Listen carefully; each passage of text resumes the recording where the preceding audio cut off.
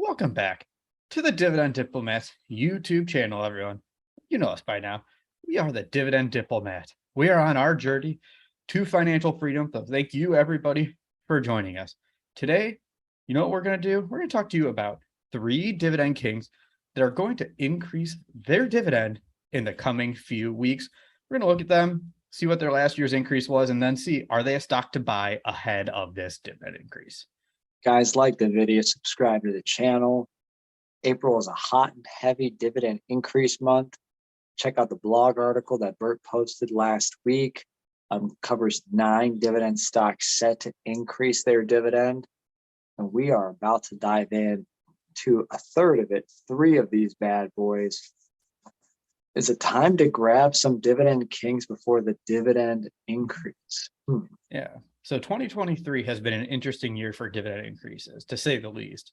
You had some companies that are really pulling back on the dividend increase front. You're seeing some that are just small increases because of inflation, because of rising interest rates. They're trying to be a little bit more conservative on the balance sheet side and the cash flow. But you have plenty of other companies that are like, yeah, screw it. We're just going to keep going with those strong dividend increases. FedEx announced a 10% increase. So many other great companies are also juicing up their dividend. So it's kind of a mixed bag here. Some are doing great, some are doing terrible. We're going to see what these 3 Dividend Kings potentially have up their sleeve. You know, one thing that's cool is that since these are all Dividend Kings with over 50 years of growing their dividend, rest assured a dividend increase will more than likely happen. Now, one of these Dividend Kings we're about to talk about has a big looming dark cloud multi-billion-dollar settlement on their hands. And will that impact the dividend increase? That's a big question. Yeah, so let's just jump right in then, Lanny. Just start talking about this one. And for each one of the companies, before we tell them name, we're just going to show their metrics through the stock screener to see if they're a stock to buy. Metrics include 3 simple metrics and a bonus: PE ratio less than the S&P 500, payout ratio less than 60%, history of increasing those dividends, and then lastly, that yield. So Lanny, who is this first company that we're going to talk about today? Guys, we're going to talk about J&J, the Dividend King, the King of Kings, as some like to refer to them. Yes, Triple H, thanks for that little nickname there, because I am the game. So Johnson & Johnson, they just announced that they might settle for approximately $9 billion over the allegations and lawsuits that have been pounding their door for the last few years. Yeah, and that's going to be huge for the company, because what's been looming with Johnson & Johnson is the uncertainty around the lawsuits. And you obviously estimate, you accrue, you take some of the expense for what you reasonably think you're going to pay for a lawsuit going forward.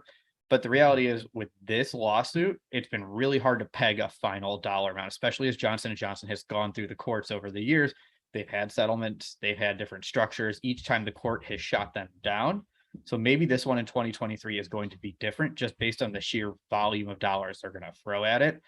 But certainty will be a good thing for this stock. And obviously, the market responded positively. They were in the 150s before the settlement. Now they're in the mid 160s. So good news for the shareholders on that front if the settlement gets approved. Yeah, and obviously, if I think you've got a little bit more clarity, a little bit more of a figure, so the analysts can help with their expectations. And we have to dive into maybe the footnote or the balance sheet to see what they've accrued for the legal settlement there. But yeah, at least it's going to be behind them here at some point. It may end up costing $9 billion. But now the question is with J&J, what's going to be the impact to good old reliable, because they've been one of the most consistent dividend growth stocks out there. Again, for over 60 plus years, they've been increasing that dividend at pretty much between a 5 to 8% rate year after year after year after year after year after year after year after year. So yeah. So can they keep that up, or is this the year that you see something in the 1 to 3% range? And that would be disappointing, because in 2022 their increase was 6.60%. They stuck right in that average, to your point. We'll see, but it's not just the lawsuit and the litigation that's providing the uncertainty too. They're also dealing with inflation. They're also dealing with increased costs. They're dealing with an upcoming spinoff here at the end of the year of the major consumer unit. So there's a lot of things changing for Johnson & Johnson in 23. It would be very disappointing, Lanny, if they announce a 1 to 3% dividend increase, but the door's open for them to do it. I don't think that's out. It's not a 0% probability, but I wouldn't say that's the certain outcome. There is a chance that it could be a very small dividend increase. There's a chance, guys, to just, kind of be in tune to it. When we look at the metrics here on J&J, with analysts still expecting around $10.50 in EPS, the PE ratio is still under 16, kind of back more into what they usually are at 15.7. And as Bert indicated, it would be, tough pill to see J&J not stick with their trend, because that payout ratio is still only 43%. That's insane. It's perfect. So even if there is a massive hit to earnings because of this settlement, there's still plenty of room to keep that dividend safe.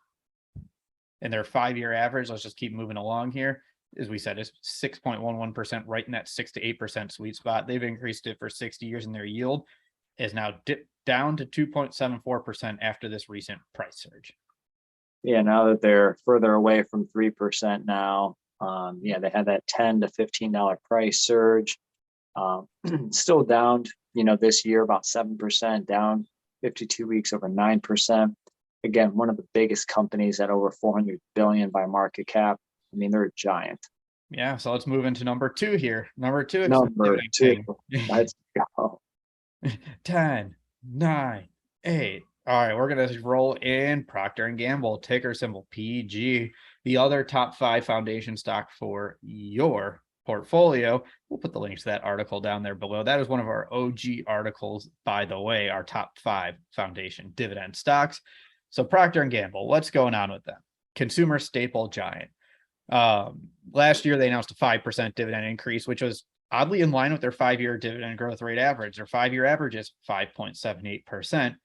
What's going to be interesting with Procter & Gamble, though, is their price is just kind of stagnant this year. They're only up 0.43%, only down 5% over the last 52 weeks. So they're kind of just hanging in there. They're not really doing much, not doing little. The question is, with this dividend increase, is if there's going to be one stock that's hit hard with the impact of inflation that may cause a lower dividend increase on this list. I am going to say it is Procter & Gamble. I think what Kimberly-Clark, just what they announced, a really small dividend increase too. A lot of the consumer staple companies are announcing small dividend increases because they are getting squeezed on the expense side.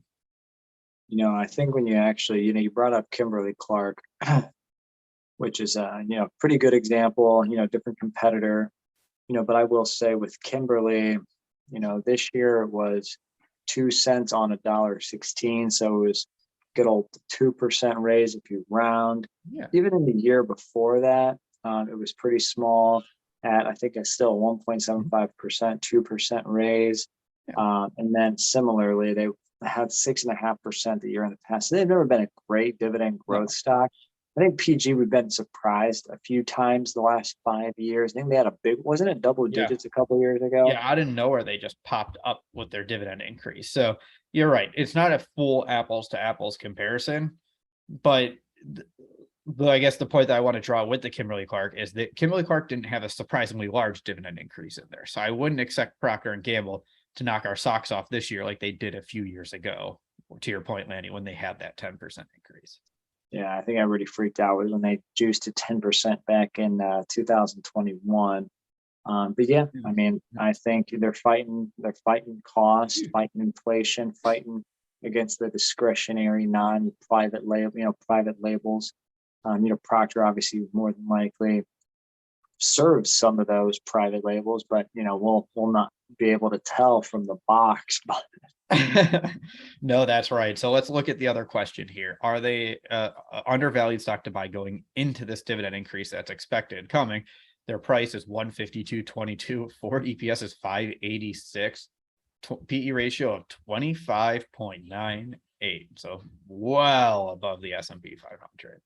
Yeah, Procter, they're kind of the pandemic recession-proof stock. Yeah. In the past 5 years, their stock is up almost 100%. So, it trades at a premium for a reason. There's a reason why it trades at a premium. It's just not undervalued right now. Almost 2x the stock market is what PG's return. And you got to thank the pandemic for that. And they kind of survived 2022 fairly well. Yeah, they might be quietly thinking the pandemic, but yes, they will be thinking the pandemic. Hey, a lot of companies are. So their payout ratio, annual dividend is 365. Their payout ratio is 62%. 5-year dividend growth rate is 5.78%. They've increased the dividend for 66 years. And their dividend yield is 2.4% at the moment. Yeah, I mean, I think I'm there with you. I mean, I see it between 3 and 5%, maybe. Yeah, I think that's fair.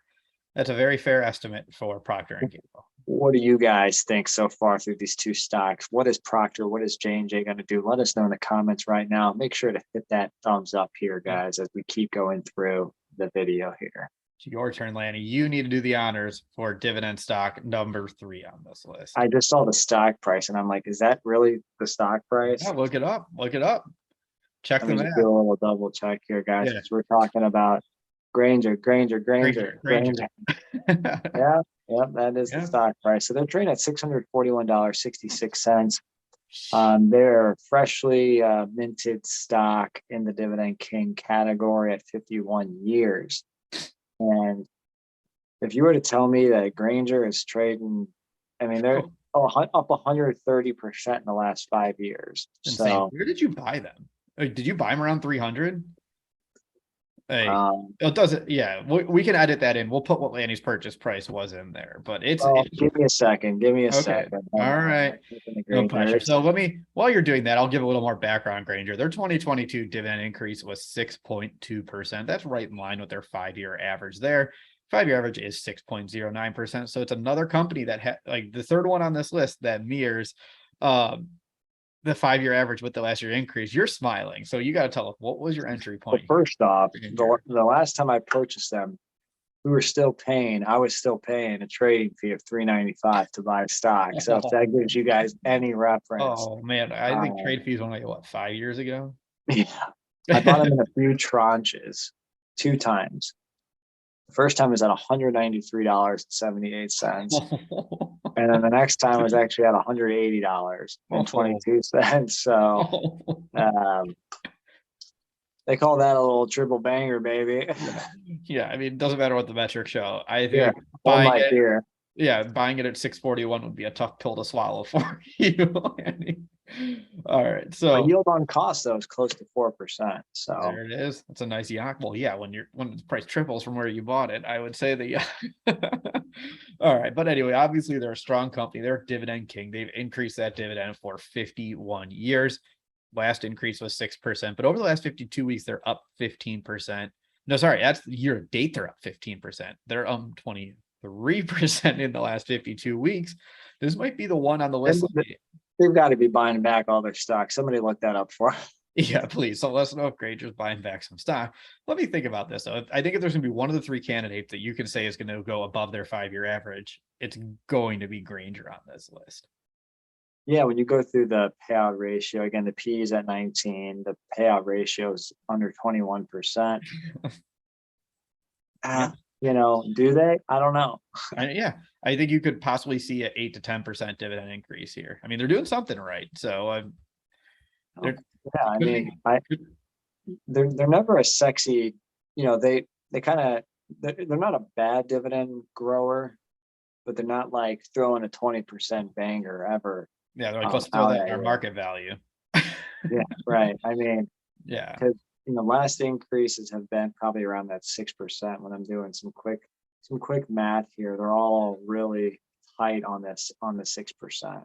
Yeah. So, yeah, whatever they pay $1.72 per share per quarter, and by G guy, they'll probably increase it 10 cents or 6%, right? There we go. All right, let's see. I mean, 6%, that would match. They could be a candidate for more. We'll see. Let us know what your thoughts are about Grainger. And then obviously to end it here, their yield is at 1% after their prices jumped up at 1.07%. So not the highest yielder, not the best dividend growth, solid dividend growth at 6%. That's very solid, but they have just crushed it on the appreciation front. Guys, let us know if you own Grainger stock and what was your stock price. Obviously, it's hard to own a 1% payer, but when your yak is close to 4%, you're kind of like, all right, yeah, they've been solid. All right, so here's the question. We have the 3 increases coming: J&J, PG, Grainger. Are you buying any of these stocks, Lanny, ahead of this upcoming dividend increase? Well, if it was a week ago when we were doing this video, I'd say, oh yeah, J&J for sure at the 152 and under mark. But now that they're at 165, just watching now. J&J obviously still to me has the most appeal just because of the price to earnings ratio, the modest payout ratio currently, and obviously the best dividend yield out of the three.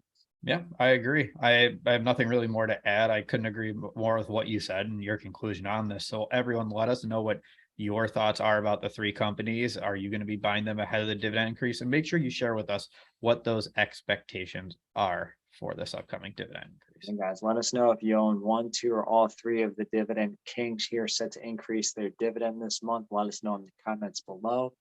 If you haven't already, definitely subscribe to this channel, guys. We are trying to get to 20,000 subs and we need your help.